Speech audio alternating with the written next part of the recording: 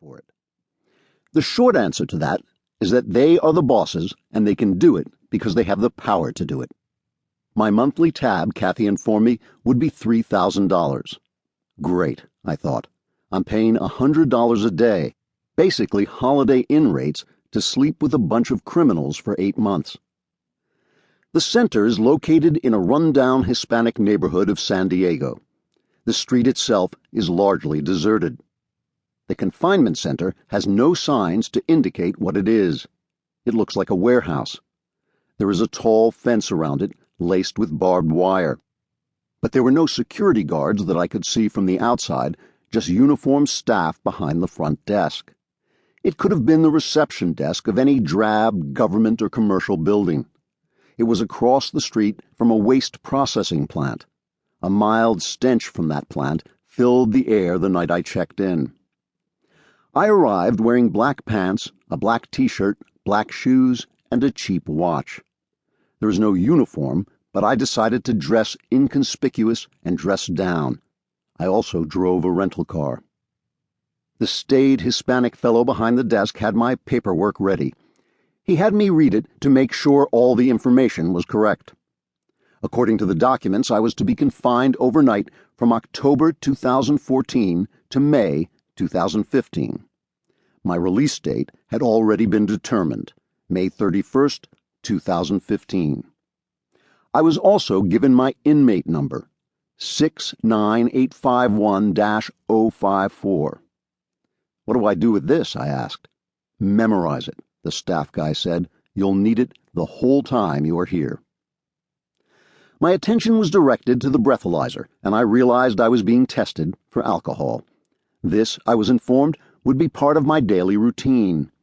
I could check out at 6 a.m. each morning and was required to be back by 9 p.m. each night. Every time I checked back in, I had to blow into the machine. I was then ushered into another room for my urine test. This, I was told, was to make sure I was drug-free.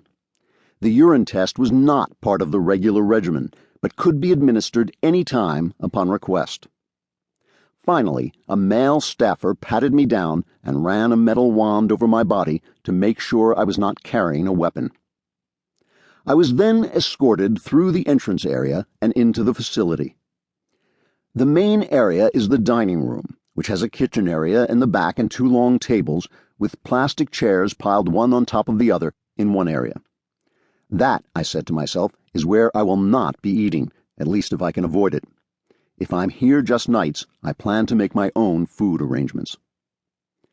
It wasn't mealtime just then, but sitting around one of the tables was a bunch of guys, and there were others walking around and a few on the payphones in one of the hallways. Apparently, one of the payphones didn't work because I saw a guy bang the receiver, yell shit, and kick the wall. Self-control, I thought, is probably in short supply among this cohort. For the first time, I got a glance at the population of the facility. I tensed up. I could see that they were pretty rough, the kind of guys that I had never previously encountered in normal life. The vast majority of them were Hispanic, and there was a sprinkling of whites and blacks. Everyone seemed to have tattoos on their heads and all over their bodies. From what I could hear, Spanish was spoken in here more than English. What a group. Now I was destined to spend my nights for the better part of a year with them. These were my fellow inmates. I told myself to get used to it, yet I knew that this was going to require a mental adjustment on my part. I reminded myself of the line from Milton, "The mind is its own place." I resolved that I would use my mind to control my emotions, to regulate my anxiety. I may be a captive while I am here, I thought, but in my mind I remain free. I was led up the stairs, and at the top I could see the entrance to the dormitory area where I had been assigned to sleep.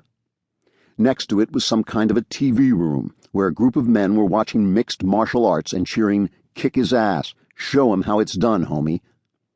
I was directed to a conference room where I was handed a packet of materials, including a rule book for the confinement center. "Read it," the staffer said to me. His name was Oscar. I could see it on his name badge.